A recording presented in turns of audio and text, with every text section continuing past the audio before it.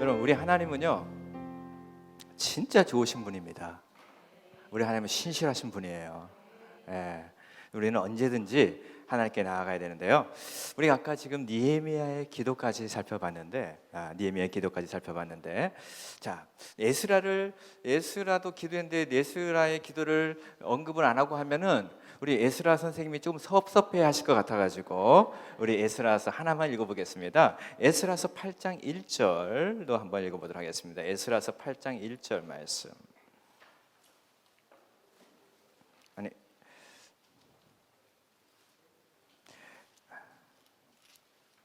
8장 21절 말씀. 자, 8장 21절.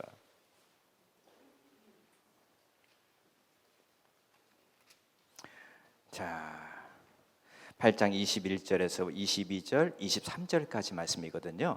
자, 이 말씀을 한번 밑줄을 그어놓으면 참 좋겠는데, 저는 학교에서 학생들을 가르칠 때 형광펜을 가져오라고 그래요. 그래서 중요한 구절 밑줄을 딱 그으면서 읽으라고 하는데, 자, 8장 21절, 22절, 23절 말씀. 자, 우리 말씀은 에스라가 이제 그의 사역을 시작할 때에 무엇으로부터 시작하는가, 이게 공통점입니다. 에스라도 그렇고 느헤미야도 그렇고. 자, 21절에서 23절 좀 길지만 읽어보겠습니다. 시작. 그때 내가 아와 강가에서 금식을 선포하고 우리 하나님 앞에서 스스로 겸비하며 우리와 우리 어린 아이와 모든 소유를 위하여 평탄한 길을 그에게 간구하였으니, 이는 우리가 전에 왕에게 아뢰기를 우리 하나님의 손은 자기를 찾는 모든 자에게 선을 베푸시고 자기를 배반하는 모든 자에게는 권능과 진노를 내리신다 하였으므로, 길에서 적군을 막고 우리를 도울 보병과 마병을 왕에게 구하기를 부끄러워하였습니다. 그러므로 우리가 이를 위하여 금식하며 우리 하나님께 간구하였더니 그의 응낙하심을 받느니라. 아멘. 금식하며 기도했더니 어떻게 하셨다? 하나님이 응답 주셨다. 이게 바로 하나님의 언약의 확신, 기도 응답의 확신. 이 샘플을 다 보여주는 거 아닙니까? 또 이 기도도 왜 합니까? 에스라가 자기의 명예와 자기의 안락을 위해서 기도합니까? 느헤미야가 자기를 위해서 기도합니까? 느헤미야와 에스라는 얼마든지 편안하게 살 수 있는 사람들이었어요.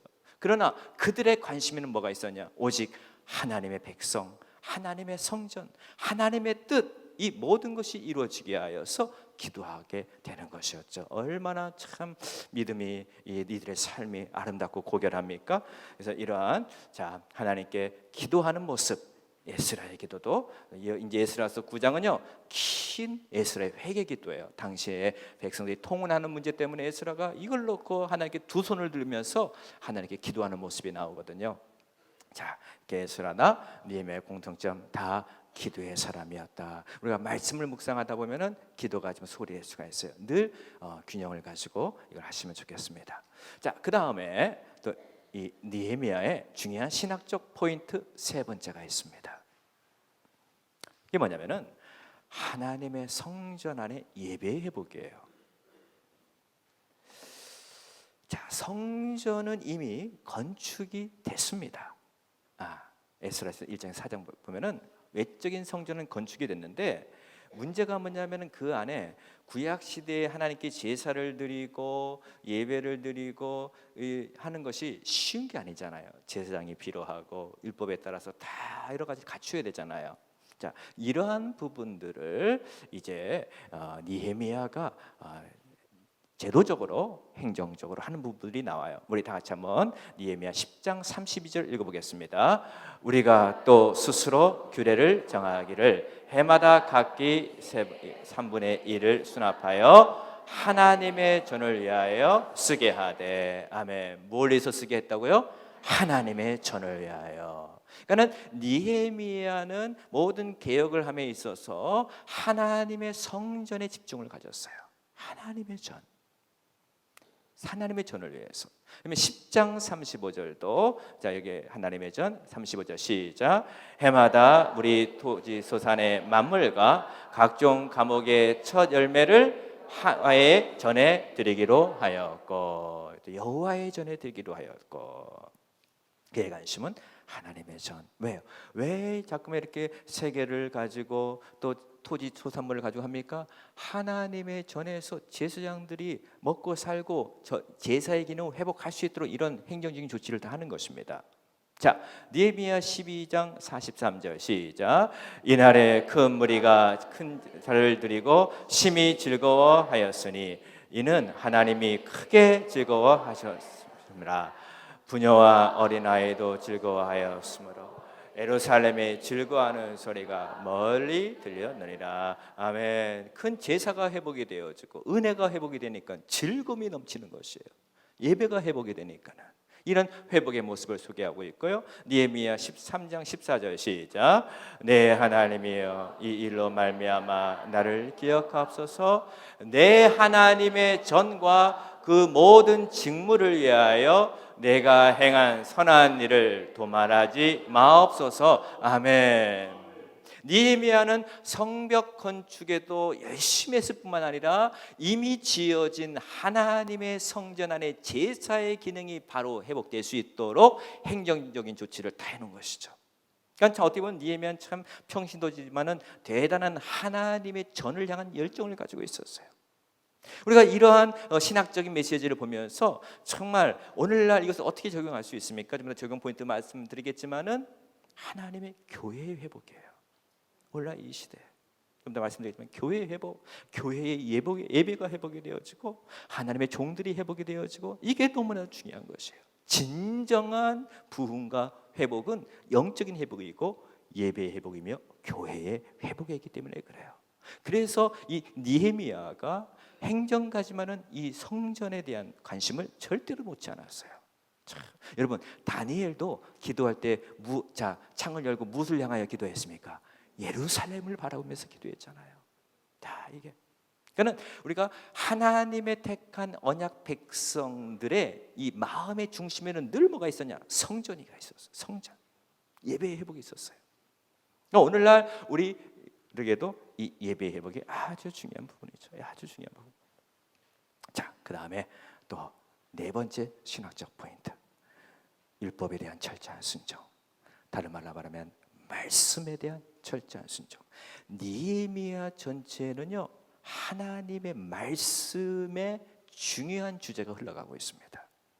그러니까 그 주제가 느헤미야 1장을 묵상하실 때도 여러분이 볼 수가 있고 8장, 9장, 10장, 13장 이 모든 장들이 다 하나님의 율법. 왜 이렇게 이 하나님의 율법에 대해서 강조를 하는가? 그 이유가 있습니다. 여러분 이스라엘 백성들이 왜 포로로 끌려갔습니까? 그들의 성전이 왜 파괴가 됐죠? 이유가 뭡니까 여러분? 가장 큰 이유가 뭐예요?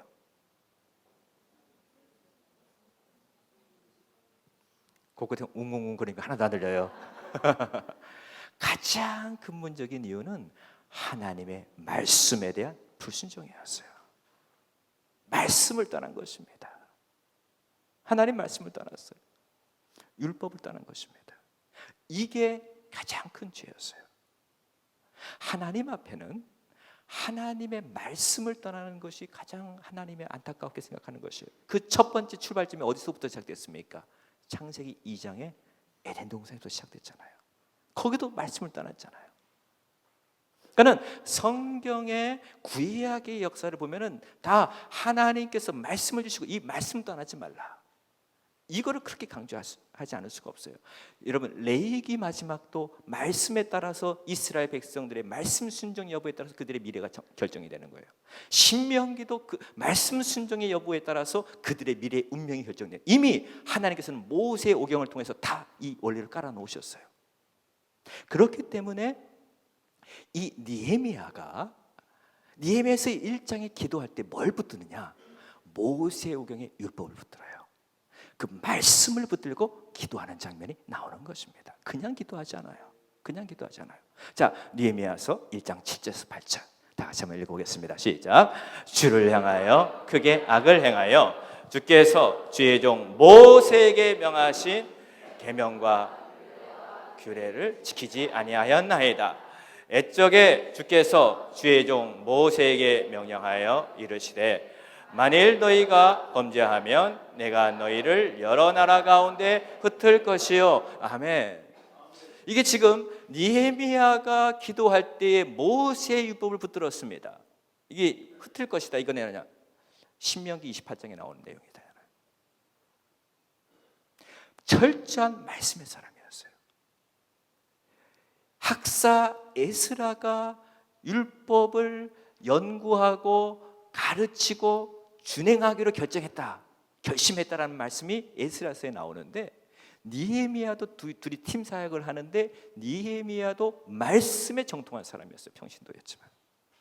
그러니까 저는 참 하나님의 말씀을 묵상하는 여러분들과 정말 여러분들의 가족과 여러분의 교회에 저는 소망을 바라볼 수 있습니다. 아멘. 말씀의 사람을 통해 쓰시는 거거든요. 하나님이 결국에는 말씀이에요. 왜? 말씀하신 하나님이 말씀대로 온 우주 만물을 다스리시고 말씀의 원리대로 각 개인과 그리고 각 가정과 모든 인간의 흥망성쇠를 다스리거든요. 그 원리를 말씀 안에서 찾았어요. 그래서 느헤미야도 말씀에 우리가 어긋났다. 그래서 이걸 가지고 기도하고요. 그 다음에 느헤미야 8장 1절은 뭐예요?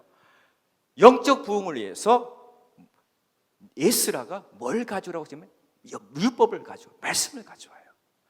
우리가 말씀을 어겨서 성전이 회파가 됐고, 말씀을 어겨서 흩어졌고, 말씀을 어겨서 우리가 이러한 상태가 됐는데 이거 회복돼야 된다 하면서 이것을 수문학 광장 부흥회를 하는 것이죠. 우리 다 같이 한번 읽어보도록 하겠습니다. 시작.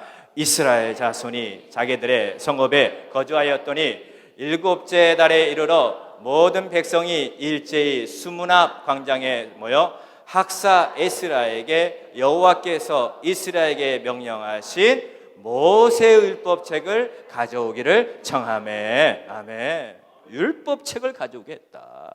왜요?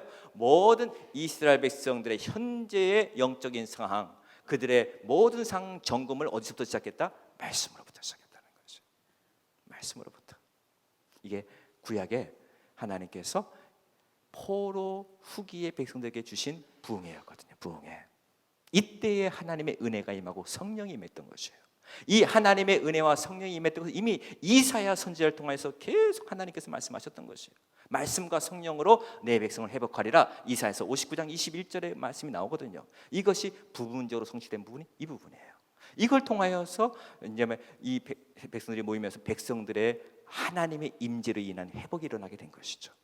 그래서 오고 오는 시대에 이것은 성경 안의 역사고 교회 사적으로 바라볼 때에도 하나님께서 영적으로 암흑시기에는 하나님께서 반드시 누구를 사용하시냐? 말씀의 종을 보내시는 거예요. 종교개혁 때도 누굴 보내십니까? 말씀의 종 루터와 캘빈을 보내시잖아요. 그래서 그 시대를 한 시대를 개혁하시잖아요. 그러니까 여러분의 교회와 여러분의 가정과 우리 모든 삶의 역사에 있어서 진정한 부흥을 원하고 진정한 하나님의 뜻을 알기 원한다면 하나님의 말씀 안에 들어가서 모든 문제를 찾고 말씀 안에서 절대적으로 무릎을 꿇고 하나님을 사모하면서 심령의 부흥을 맛볼 때에 진정한 부흥이 일어날 줄 믿습니다. 이 원리를 느헤미야가 소개해주고 있는 것이죠. 자, 10장 29절 다 같이 한번 읽어보겠습니다. 시작. 다 그의 형제 귀족들을 따라 저주로 맹세하기를 우리가 하나님의 종 모세를 통하여 주신 하나님의 율법을 따라 우리 주 여호와의 모든 계명과 규례와 율례를 지켜 행하여. 아멘. 그래도 모세의 계명을 붙들고 또 계속 기도하는 장면이 나옵니다.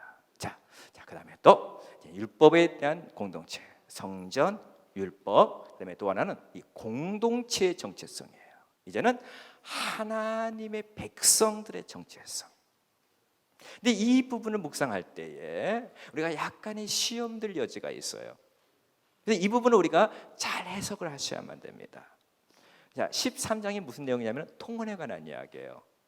당시 이스라엘 백성들이 포로 후기 때 이방 땅에서 살고 있기 때문에 바사지국에 오랫동안 살다 보면은 당연히 거기에 물들게 되고 거기에 있는 사람과 결혼을 하게 돼요. 우리나라도 마찬가지잖아요. 이주민 여성이 우리나라에 와서 막 결혼도 하잖아요. 그다음에 우리나라에서 미국을 가거나 그러면은 거기에는 미국 사람과 결혼하는 경우도 종종 있습니다. 국제 결혼을 하기도 합니다. 근데 이 당시에도 이런 현상이 있었어요.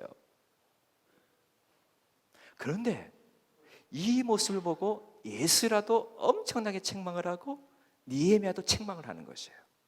자, 책망 소리 한번 들어볼까요? 느헤미야 13장 27절인데요. 읽어보겠습니다. 시작.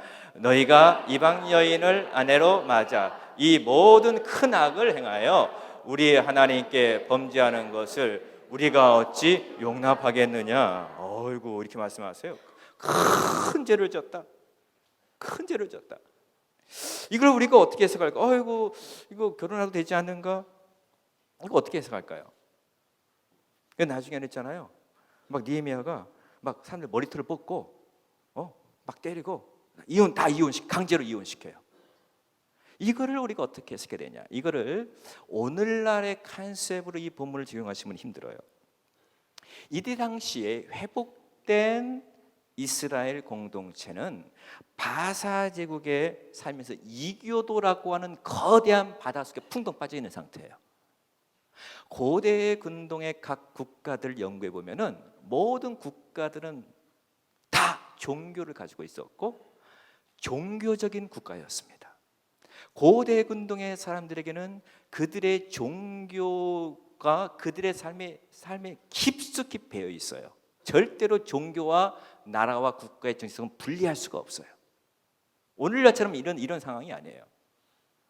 그렇기 때문에 당시의 이스라엘 백성들, 하나님의 택한 백성들, 언약의 백성들이 이교도와 결혼을 한다는 것은 그들의 문화와 종교를 받아들인다는 것이에요. 문화와 종교. 그렇게 하다 보면은 그들의 뭘 잃어버립니까?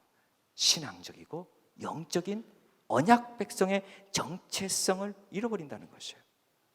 오랫동안 하나님께서 이스라엘 백성들의 순수한 공동체를 유지하기 원하는데 결혼하다 보면 여러분, 이스라엘 백성들이 가나안 땅에 들어갈 때에 신명기 7장에 뭐라고 말하냐? 그들의 백성, 그들의 딸들과 결혼하지 말고 아들 며느리도 삼지 말고 사이도 삼지 말고 말하지 않습니까?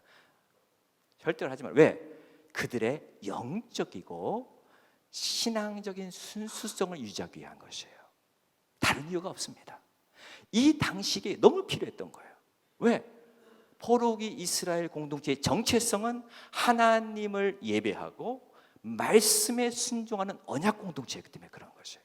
조금이라도 여기에 이교도적인 사상과 그다음에 그들의 문화가 들어서는 안 된다는 것이에요. 그래서 이것을 아주 강력하게 말씀을 한 것입니다.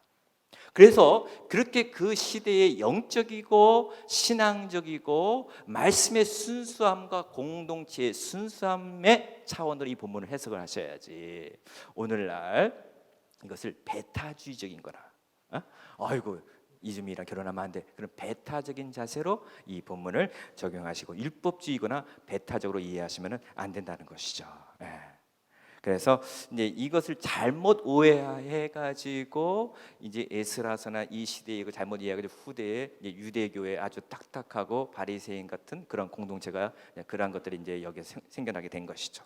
아무튼 여기에서 공동체의 순수성이 중요하다. 이것은 어떻게 오늘날 적용하게 보면 신학적 순수성, 말씀의 순수성, 신앙의 순수성으로 우리는 생각을 해야 된다는 것입니다. 자, 그 다음에 이제 우리가 가장 어려운 묵상 본문이 뭐냐? 사람들 이름 나오는 거. 이거는요 본문 해설 집필하기도 쉽지 않아요. 계속 사람 이름만 나오는 거예요. 이게 지금. 근데 이 명단들이요 느헤미야서만도 보세요. 얼마나 명단이 많이 나와요. 성전 건축의 건축자들 명단, 그다음에 포로 귀환 자들 명단, 언약갱신에 참여한 자들 명단, 예루살렘 주변에 정착한 사람들의 명단, 제사장과 레위 사람들의 명단. 이러한 부분을 참 묵상하시기가 참 쉽지는 않아요. 근데 이것의 의도를 아셔야 돼요. 일단 왜 이런 명단을 해놨을까? 그 의도를 아시는 것이 필요해요. 내가 본문 해설에 조금 해놨지만은 첫째, 성벽 건축자들의 명단이 나와요. 이 명단을 통하여서 어디서부터 어디까지는 어디 가족 어느 가문이 했고, 어디서부터 어디까지는 어디가 했고, 그 구간과 그것을 맡았던 가문이 나옵니다. 전체를 연구해 보면은 그럼 뭘 말합니까? 하나님의 백성 공동체 회복은 어느 한 사람에 의해서만 되는 것이 아니라 온 공동체가 거기에 연합하여서 힘을 합칠 때에 공동체가 회복이 된다는 것을 가르쳐 주는 것이에요. 연합, 힘을 합치는 것. 내가 할 수 있는 내 자기 집 앞에서 가까운 부분을 중수하였고 이게 나오는 것이거든요. 여기에서 그렇기 때문에 이 명단을 통하여서는 하나님 백성들의 공동체 회복은 한 사람의 리더십도 중요하지만 모든 공동체가 거기에 동참해야 된다는 것이죠. 이것을 말하고 있고, 바로 이 공동체의 명단 안에 누가 들어가야 된다? 나와 내 가정이 들어가야 된다. 아멘? 내가 그 안에 기록이 되어 있어야 되는 것이에요. 근데 포로 귀한 자들의 명단, 근데 있잖아요. 느헤미야 7장을 읽어보시면은 포로 귀한 자들의 명단과 에스라서 2장의 명단이 똑같아요. 이것도 그러니까 이 두 책을 같이 읽어야 된다는 말이 나와요. 명단이 똑같아요. 반복이 됩니다. 이게 반복돼요.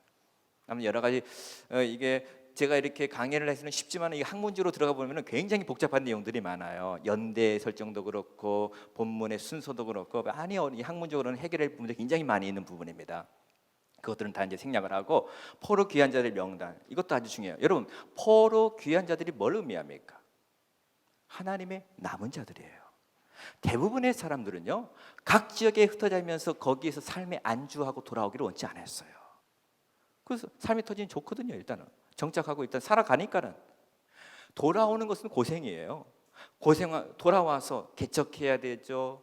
또 다시 또 적응을 해야 되죠. 그 지역에는 또 이방 사람들 살고 있었죠. 성전을 지으려면 또 내 돈 들어가야 되죠. 여러 가지가 쉬운 문제가 아니에요. 그럼에도 불구하고 돌아왔다는 것이에요. 하나님께서는 그럼에도 불구하고 자신의 백성들을 보내셨다는 것입니다. 남은 자들이 있다는 것을 보여주고 있는 것이죠. 그 다음에 또 느헤미야서 언약 갱신에 참여한 자들의 명단, 딱 언약을 다 하고 누구누구가 다 참여했다, 이것들 다 소개하고 있습니다. 그 다음에 예루살렘 주변의 정착자들의 명단을 소개하고 있고, 그 다음에 누가 레위 사람들의 누가 제사장들인가, 이것을 다 하나하나 소개하고 있어요. 이 사람들이 소개함을 하면 역사 속에 다 기록이 되고 오고 오는 시대에 기록이 되는 이름으로 소개를 해주고 있는 것입니다.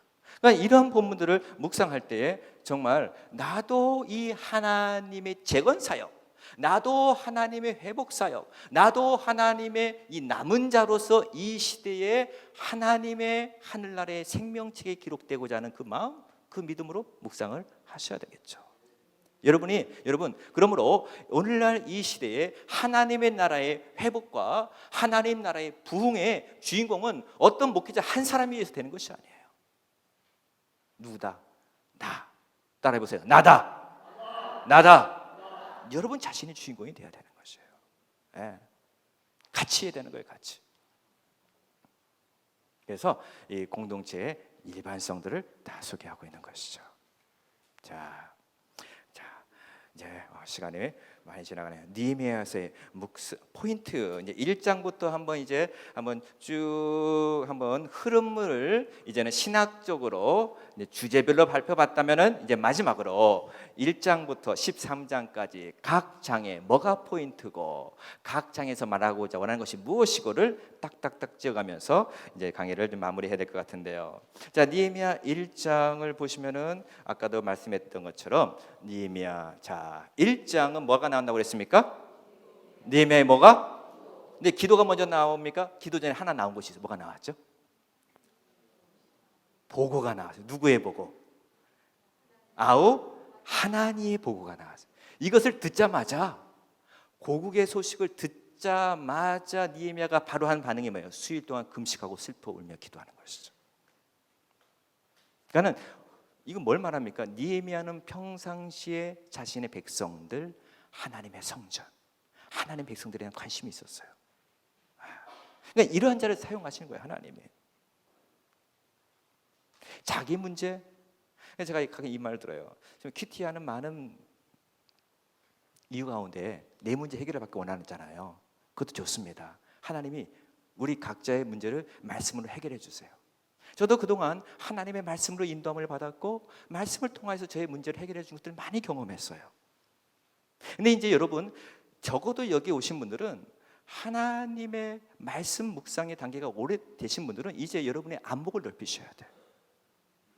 성경이 제시하는 관점을 보셔야 돼요. 이게 뭐냐? 하나님 나라를 보셔야 돼요. 하나님 나라. 이제는 내 자신의 문제를 넘어 하나님이 역사 속에서 운행하시는 그 손을 보셔야 돼요. 그걸 보고 그 안에 네 자신을 던질 수 있어야 돼요. 그러면은 그 안에 들어가서 내가 쓰임 받는 거예요. 그 안에. 이것을 이제 여러분의 공동체 안에서, 가정 안에서 하나님이 어떻게 운행하시는가, 이거 어떠한 소식을 들을 때 내가 어떻게 반응하는가, 이걸 듣자마자 정말 인간적인 반응이 아닌 첫 번째로 무릎 꿇는 반응, 이것들이 아주 중요한 것이죠. 그러면서 느헤미야가 그런 소식을 들을 때 어떻게 그의 신앙으로 반응하는가를 살펴보시게 되는 것이죠. 제가 보기에는 우리의 삶도 마찬가지예요.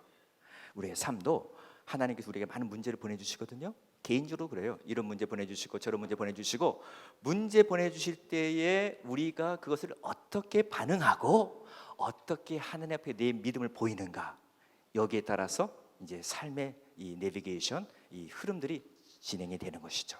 그래서 1장을 통하여서는 느헤미야의 그 어려운 소식을 들은 느헤미야의 반응에 초점을 맞춰라. 그리고 기도의 모습, 어떻게 기도하고 어떻게 간절히 기도하고, 그다음에 느헤미야의 기도는 무엇을 근거로 기도하는가, 기도의 방식과 원리, 그런 것들을 1장을 통하여서 우리가 들을 수가 있겠죠. 자세, 기도의 자세. 네, 2장은 뭡니까? 2장은 이제 4개월 동안 기도하고 느헤미야가 왕 앞에 포도주를 다 이렇게 드릴 때에 중요한 것은 뭐냐면요, 느헤미야가 먼저 설치지 않았어요. 왕이 먼저 물어봅니다. 이게 뭐야? 하나님이 역사하신 거죠. 왕이 먼저 너의 수심이 있니? 그러면서 그것을 듣면서 이제 상황을 하나씩 다 설명해 나가는 것이죠. 그러니까 다윗이 먼저 앞서잖아요. 하나님이 하시고 거기에 따라 길 열어주신 대로 그걸 따라가는 것이죠. 그러면 순간순간 하나님과 교통하면서 왕과의 대화를 이끌어가면서 본인이 4개월 동안 하나님, 그리고 왕에게 너 뭘 원하느냐 물어보니까 느헤미야가 얼마나 구체적이고 얼마나 자세하게 말합니까? 여기까지 거리는 며칠 거리인데 뭐가 필요하고 뭐가 필요하고 뭐가 필요합니다. 이거 뭡니까? 평상시에 준비를 해놨다는 것이에요. 생각하면서. 그러니까 구체적입니다. 하나님의 일하심을 믿기 때문에 구체적인 것이에요. 그러면서 이 느헤미야 2장이 딱 진행이 되면서 느헤미야가 딱 당도하자마자 하는 말씀이에요. 우리 더 이상 수치당하지 말자. 언제까지 우리가 수치 가운데서 있겠느냐 하면서 백성들에게 이제 독려를 하죠. 맨 처음에는 딱 와서 다 살피고 3일 동안 조용히 살핍니다. 딱 살피고 난 다음에 백성들에게 딱 가서 언제까지 우리가 이렇게 할 수 있느냐, 언제까지 수치를 면하자 하면서 딱 시작을 합니다. 근데 딱 당도하자마자, 근데 중요한 것은 뭐냐면은 이게 순조롭게 진행이 되지 않을 것을 딱 본문에 말해주고 있어요. 당도하자마자 누가 역사합니까? 산발락과 도비야, 대적자가 딱 등장을 하게 되는 것이에요. 그러면서 방해자들의 음모가 소개가 되고 있는 것이죠. 이걸 통하여서 이제 하나님의 일을 우리가 해나감에 있어서, 하나님께서 나에게 주신 사명을 감당해 나감에 있어서 이러한 절차와 흐름들이 있다. 준비하고 기도하고 언약을 받았지만 반드시 처음부터 뭐를 딱 맞다드냐? 방해자들 음모, 대적자가 있다는 것을 다시 한번 우리에게 상기시켜 주는 것이죠. 그러면서 느헤미야는 단호한 믿음으로 이것을 풀어 나갑니다. 자, 3장은 뭡니까? 3장 아까 말씀드린 거. 3장에 보시면은 다 명단이에요. 이제 이 성벽 건축 작업을 시작하거든요. 3장은 골짜기 문, 분문. 3장 보세요. 13절 골짜기 문, 14장 분문, 샘문, 그 다음은 17절, 그 다음 18절 맨 처음에 나오면 뭐 나옵니까? 그 다음 20절, 그 다음 21절, 그 다음 계속 반복적으로 느헤미야 3장에 나타나는 부분이 보다 그 다음, 그 다음, 그 다음. 뭔 말합니까? 한 가족이 자기들이 할 수 있는 분량에서 그만큼 맡아서 했다는 것이에요. 그것을 쫙 소개하고 있습니다. 그리고 여기에서 본문 해설에 아마 여기에 참여한 자가 온 공동체가 다 참여했다는 것이에요. 빈부, 귀천, 직업, 나이에 불문하고 다 참여했다는 것을 여기에서 소개해주고 있고요. 그래서 3장은 명단. 약간 지루하시지만은 인내를 가지고 묵상하셔라. 아시겠죠? 3장. 그 다음에 3장 이제 딱 하고 난 다음에 4장으로 넘어갑니다. 4장부터 5장, 6장까지는 텐션이 일어나요. 긴장관계, 느헤미야서의 긴장관계. 어떤 긴장관계? 누가 본격적으로 방해합니까? 이 성전 건축을 방해하는 산발랏과 도비야가 방해를 합니다. 산발랏과 도비야. 막 조롱하고 있는 것이에요. 조롱하고. 그러면 4장은요. 근데 4장 본문의 초점은 외부에서 방해하는 자들을 소개하고 있는 것이에요. 외부적인 방해 요인. 이 외부적인 방해 요인이 왔을 때에 느헤미야가 어떻게 대처했는가? 어떻게 백성들과 함께 밤낮으로 정말 경비를 세우고 24시간 경비를 돌리면서 기도하면서 얼마나 부지런하게 주의를 했는가? 이것을 보여주고 있는 것이에요. 그러니까 여러분, 이게 지금 영적인 싸움이거든요. 하나님의 도성을 건설하고 하나님을 세우는 영적 싸움이거든요. 영적 싸움을 싸우면서 하나님의 일을 해나가는 주의 리더들은 반드시 뭐 해야 되냐? 근면하고 부지런해야 돼요. 아멘? 깨어 있어야 돼요. 이 시대에 필요한 것은 깨어 있는 사람들입니다. 정말 깨어 있어야 돼요. 그래서 이거를 위해서 주야로 기도하는 거예요. 주야로. 그래서 4장은요 외부적인 요인이 있었습니다. 이것을 극복을 해요. 외부적인 요인을 극복하니까는 그 다음에 5장에 어떤 문제가 발생합니까? 뭐예요?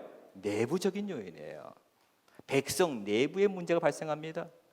당시에 돌아온 사람들에서 좀 힘이 있고 돈 많은 사람들이요 가난한 사람들을 좀 착취를 했어요. 경제적으로. 그 돈을 빌려주고 이자를 엄청나게 받았어요.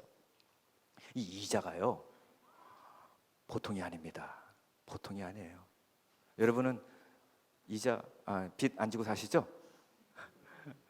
대부분 고대 근동에 제가 이자에 대해서 연구를 해봤거든요. 고대 근동의 사람들의 이자율에 대해서. 이 당시 이자율이 얼마라고 생각하세요?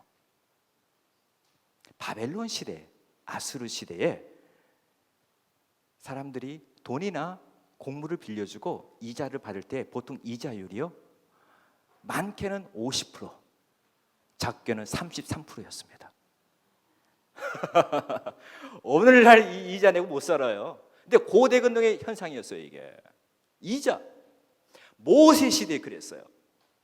바벨론의 그 문서들을 고대 그 근동의 바벨론의 에시누나 법전이라든지 함무라비 법전이라든지 이것을 다 판독해 보면은 이자를 주는데 33%, 많게는 50%까지 올라갔어요. 이러한 세대 가운데에서 모세의 율법 가운데에서 뭐라고 말씀하시는가? 너희는 너희 동족들에게 이자를 받아라, 받지 말라. 받지 말라고 하신 거예요. 그 이유가 있어요. 왜? 당시 고대 근동은 다 이자를 받아서 착취했거든요. 이자를 내다가 너무 이렇게 버거운 거예요. 그래서 못 내면 어떻게 되냐? 못 내면 어떻게 돼? 본인이 가서 일을 해줘야 돼. 그것도 안 된다. 그것도 힘들어서 더 그냥 이게 가증인다. 이자가 눈돈이 40% 50%니까 눈돈이 불어난다. 그러면 나중에는 자기의 자녀들을 거기다 팔아야 돼요. 이러한 상태가 아주 심각했거든요. 고대 근동에서는. 그래서 왕이 이제 딱 통치를 시작하면은 가끔 이자를 탕감하는 정책을 칙령을 딱 발표를 해가지고 한 번씩 이렇게 순통을 터주기도 합니다.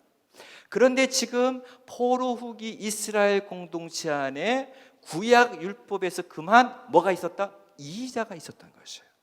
이걸로 인하여서 백성들이 성벽을 재건하기도 힘든데 이자율을 내기도 힘드니까 낙심이 돼버린 거예요. 공동체 안에 내분이 생긴 거예요. 그래서 이제 느헤미야가 단호하게 우리 이자밖에 그치자 딱 말하면서 백성들 그 사회 내부의 개혁을 합니다. 경제와 사회 개혁을 합니다. 그래서 내부적인 어려움이 있습니다. 참 이게요, 리더십을 발휘하고 나가는 게 쉽지가 않아요. 이것을 다 그 순간마다 지혜를 받고 단호한 리더십으로 이 일을 해나가는 것이죠. 그래서 5장은 내부적 요인입니다. 근데 6장에 가서는요, 이 방해의 강도, 공격의 강도가 더 강렬해져요. 이제는 이 재건 사업을 반대하는 모든 공격이 한 사람에게 초점이 맞춰져요. 누굽니까? 느헤미야에게 초점이 맞춰져요. 느헤미야에게. 그러니까 지도자는요, 이게 보통 강심장을 가지고 있지 않으면 안 되고 분별력을 가지고 있어야 돼요. 그래서 느헤미야에게 이것을 하는데, 언제 느헤미야에게 이 시험이 오냐면은요, 자 이제 6장 1절에 보면은 성벽을 다 만들고 문짝을 달기 전에 지도자에게 시험이 다가오는 거예요. 마지막 순간에 문짝 달기 전에. 그래서 여러분, 이러한 문짝, 이런 이 성경 구절, 우리에게 힌트로 주는 본문 그 장을 해석하기 위해서 힌트로 주는 그런 문구들에게 우리가 좀 잘 보면서, 아 지금 이 굉장히 중요한 시점, 거의 다 왔는데 여기서 지금 또 일이 일어나는구나, 이런 것들을 볼 수가 있어야 되겠죠. 그러면서 느헤미야에게 옵니다. 느헤미야에게 나와 어느 평지에서 만나자, 막 그렇게 요청을 하는 거예요. 왜? 나와서 둘이 있으면 어떻게 하려고? 안 나가는 거였다. 그리고 또 스마야라고 하는 사람이 여호와의 성전에 들어가, 당신 죽이러 온다. 느헤미야에게 딱 말을 하는 거예요. 느헤미야가 나는 들어갈 수 없어. 여호와의 성전에 아무나 들어간 게 아니야. 딱 그것을 막고 나중에는 스마야 거짓말로 하는 거거든요. 그러니까 이런 것은 뭐냐? 느헤미야가 영적인 분별력, 영적인 분별력. 이런 걸 묵상하면서 주여 이 시대에 분별력을 달라고 기도할 수도 있겠고, 정말 그런 것 같으면서도 아닌 얼마나 이 시대에 분별력이 필요합니까? 진짜 이단들이 얼마나 선처요. 그러니까 이 분별력을 또 묵상할 수가 있겠죠. 그래서 하나님이 여기서 또 하나 알 수 있는 게 뭐냐? 하나님이 약속하시고 하나님이 하시겠다고 하고 하나님의 선한 손이 도움이 있고 하나님의 국률이 있고 느헤미야가 기도를 하지만 그럼에도 뭐는 있다? 방해는 있다는 것이에요. 방해는 있어요. 그러니까 하나님의 일이 결코 쉽게 되는 것은 아니에요. 방해는 있습니다.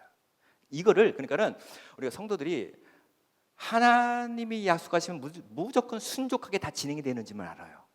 절대로 그렇지 않습니다. 약속하심이 있지만은 우리가 해야 될 목이 있는 것이에요. 지혜를 가지고 기도하면서 극복하고 헤쳐나가고 그러면서 하나님의 일을 해 나가는 것입니다. 이런 부분들, 이 어려움의 요소를 딱 소개를 해주고 있는 것이죠. 그 다음에 이 부분은 그 다음에 이제 7장에 가서는 드디어 완료가 됩니다. 성벽이 다 건축이 완료가 되고 난 다음에 포로 귀한 자들의 명단이 다 소개가 되고 있습니다. 포로 귀한 자들의 명단은 에스라서 2장과 동일하고요. 이런 사람들이 돌아왔다. 이런 자들이 남은 자들이다. 이런 자들이 자기 헌신하고 하나님의 정말 그 터전에 돌아오기 위해서 살기 위해서 돌아왔다라는 것을 소개하고 있는 것입니다. 그래서 7장까지는 모든 외적인 성벽 재건에 초점을 맞췄습니다. 그 다음에 이제 8장부터는 갑자기 내용이 갑자기 변해요. 뭘로 변하냐? 부흥회로 바뀌어요. 학사 에스라가 소개되고요. 8장부터는 주들의 인물이 에스라, 그 다음에 수문학 광장, 그 다음에 내용은 부흥회, 말씀 부흥회. 이것은 뭡니까? 외적인 재건도 중요하지만 말씀 부흥회를 통해서 영적인 부흥, 말씀의 부흥을 이루었다. 누가? 에스라와 모든 백성들이 일제히 일어나서 말씀을 일어나서 말씀을 듣잖아요. 근데 여기서 말씀을 그냥 읽어준 것이 아니라 말씀을 해석했다고 나오거든요. 다른 말로 말하면 설교를 했다고 저는 생각을 해요. 구약을 읽어주면서 해석을 해줬어요. 설교를 해줬어요. 그것을 아침부터 새벽부터 정오까지 온 백성이 모여서 학사 에스라의 말씀을 듣습니다. 말씀을 듣고 난 다음에 백성들이 통곡을 하는 거예요. 통곡을 하는 거예요. 우리의 문제를 발견한 것입니다. 하나님 앞에, 말씀 앞에. 여기에서 회개 역사가 터지는 거예요. 말씀이 들어가고 깨닫고 회개하고 영적 부흥의 역사가 일어나게 되는 이 8장의 말씀 부흥회가 일어나게 되는 것이죠. 그 다음에 9장에 이 회개에 대해서 구체적으로 열거를 합니다. 과거의 이스라엘 백성들이 모든 시내산 강림에서부터 아무튼 출애굽에서부터 쫙 역사를 돌이켜보면서 이 에스라가 하나님의 말씀에 불순종했던 그 과거의 모습을 다 회개를 하고 있는 것이죠. 자, 회개하고 이제 결단을 딱 회개를 했습니다. 말씀으로 깨닫고 그 다음에 회개를 했습니다. 그 다음에 10장으로 넘어갑니다. 10장은 뭐냐? 언약에 참여한 사람들의 명단이 나와요. 이것은 뭐냐? 결단한 사람들. 이제 나는 하나님의 언약의 말씀에 따라서 살겠다. 결단한 사람들의 명단을 딱 소개하는 거예요. 언약에 참여한 자들을 딱 소개를 하고 있는 것이죠. 그리고 마지막에 이들이 뭘 맹세하냐? 절대로 하나님의 율법에 순종해서 맹세를 하는 것이에요. 여호와의 제단을 돌볼 것이다. 그것을 다 맹세를 합니다. 그래서 영적인 부흥이 일어나고요. 그 다음에 11장에 가서는 예루살렘 거주자와 주변 거주자들이 소개돼요. 이 성전 안에서 성벽 안에서 사는 것을 사람들이 좀 원치는 안 했거든요. 실은 이사야 선지자가 바라보는 것은 이사야 54장에도 보면 알 수 있듯이 하나님의 백성들이 곳곳에서 밀려와서 이 사람들이 많아지는 것이 회복의 현상 가운데 하나였습니다. 사람들이 살아야 돼요. 하나님의 성전에는 제사가 회복이 되어지고 성벽에는 사람들이 있어야 됩니다. 이것이 회복이에요. 언약 백성들이 가득 채워져야 되는 것이에요. 아브라함 언약이 이루어져야 된다는 것이에요. 그래서 이제 예루살렘에 거주할 수 있도록 느헤미야가 막 독려를 합니다. 그래서 이 안에 거주자들의 명단이 나오고요. 자, 그 다음에 12장은 제사장들과 레위인들의 명단을 통하여서 자, 이 제사장들이 어떻게 회복이 됐는가. 진짜 중요한 이 레위인들이 회복이 돼야 되거든요. 이거 안 되면 안 되거든요. 이들의 회복, 참 평신도가 와가지고 제사장들까지 회복하고 이들에게 사역을 받아내고 이들이 사역하게 한다는 것은 엄청난 리더십이 아닐 수가 없어요. 그러니까 이 시대 하나님께서 어떻게 하나님의 사람들을 어떻게 쓸지 말 평신도가 목회자를 리더할 수 있는 것을 쓰시기도 하고 아무튼 이 모습이 여기서 보이게 되는 것이죠. 마지막 13장은 이제 느헤미야의 개혁을 잠깐 본국에 갔다가 돌아와서 느헤미야의 개혁, 성전 정화, 안식일 준수, 아까 말한 통혼 금지, 거기에 또 하나가 안식일 준수가 나옵니다. 이 안식일 준수가 들어가는 이유는 구약에서 안식일 준수가 계속 소개되고 있는데 안식일 준수는 이렇게 이해하시면 됩니다. 언약 백성들의 표지예요. 언약 백성들의 표지는 안식일 준수로 나타납니다. 언약 백성들의 표지는 사인이에요. 사인. 이게 출애굽기에서 말씀한 거거든요. 그래서 안식일 준수가 회복이 돼야 돼요. 그다음에 통혼을 금지하고 근데 성전을 재건했는데 그 안에 이 못된 도비야랑 연락한 사람들이 막 이 안에 들어와서 성전에다 자리를 틀고 있는 거예요. 다 내쫓고 다시 성전 정화 운동을 함으로 이 느헤미야 13장이 딱 마무리가 돼요. 성경 정화로 그다음에 통혼 금지로 마무리가 되는 것입니다. 자, 이제 한 3분 동안 걸쳐서 느헤미야서를 적용할 때 우리가 큰 컨셉을 가져야 되는데 이것은 이제 그 시대의 이야기고 오늘날 이 시대에 우리가 느헤미야서를 적용할 때 중요한 질문을 하나 하셔야 돼요. 어떤 질문을 해야 되는가? 자, 우리 다 같이 한번 읽어보도록 하겠습니다. 적용 질문 시작. 기독교에 대해 적대적이며 다원화된 사회에서 어떻게 믿음의 삶을 살고 하나님의 나라를 세워갈 것인가? 아멘. 여러분 아까 제가 초대에 말씀하셨듯이 이 시대가 점점점 기독교에 대해서 아주 적대적이에요. 막 동성애 차별 금지법 제정을 해가지고 교회가 역차별 받을 수도 있는 위기에 있고 정말 예수 믿는다라고 직장에서 말하기가 쉽지가 않아요. 그만큼 기독교인들은 안 좋아요. 기독교에 대해서 적대적인 시대에 우리는 살고 있어요. 이 시대에 우리가 어떻게 내 삶의 현장에서 하나님의 나라를 세워갈 것인가? 하나를 세워갈 것인가? 이 질문을 해보셔야 되는 거죠. 물론 여러분, 우리 개인의 문제도 있어요. 어려움도 있어요. 있습니다. 그러나 하나님의 좀 더 큰 그림을 그려봅시다. 그리고 그 하나님이 하시고자 하는 것을 붙잡으면 나머지는 하나님이, 자 여러분, 마태복음 6장 33절, 너희는 먼저 그의 나라와 그의 의를 구하라. 아멘. 그러면 이 모든 것을 더하시리라. 그러니까 여러분의 안목이 느헤미야서의 묵상을 통하여서 하나님 나라에 대한 안목으로 열리시길 주의 이름으로 축원합니다. 네. 자, 그다음에 자, 성전 재건과 성벽 재건의 의미가 무엇이냐? 아까 말씀드렸던 것처럼 하나님 나라 교회의 회복이다. 이 시대가 회복되려면 교회가 살아야 됩니다. 여러분, 큐티를 묵상하시면서 정말 교회를 사랑하는 여러분이 되시기 바랍니다. 아멘. 그리고 이 느헤미야서가 교회에서 많이 새벽 기도회 때도 많이 사용이 되는데, 교회가 세워져야 돼요. 성전이 세워지고 성벽이 세워지는 것을 교회론적으로 적용하셔서 이것들을 정말 여러분의 속한 몸된 하나님의 교회를 세우는 일에 내가 어떻게 사명을 감당하신가, 이런 부분으로 생각을 하시면 좋고, 그 다음에 두 번째, 평신도 리더십. 우리 가운데는 목사님도 계시고 사모님도 계실 줄 압니다. 평신도들도 많이 있으세요. 느헤미야가 평신도였습니다. 다니엘도, 예수도도. 여러분이 교회에서뿐만 아니라 세상 속에서 어떻게 리더십을 발휘할 것인가, 이 부분을 자그마한 문제 안에서도 느헤미야서를 묵상하면서 해결하면 좋을 것 같고요. 그 다음에 아까 우리가 살펴본 느헤미야서 안에는 3장에 걸쳐서 이 하나님의 성벽 재건 사역을 방해하는 자들이 있었거든요. 오늘날 이 시대도 마찬가지입니다. 반기독교 세력이 있고요. 특히 영적으로는 악한 사단이 하나님의 나라가 세워진 것을 방해하고 있거든요. 이 일을 우리가 지혜롭게 분별하고, 이번 막 묵상을 하시면서 여러분, 이 부분을 묵상하시면서 어떻게 분별력을 가지고 행동할 수 있을까? 분별력을 구하시길 바랍니다. 분별력.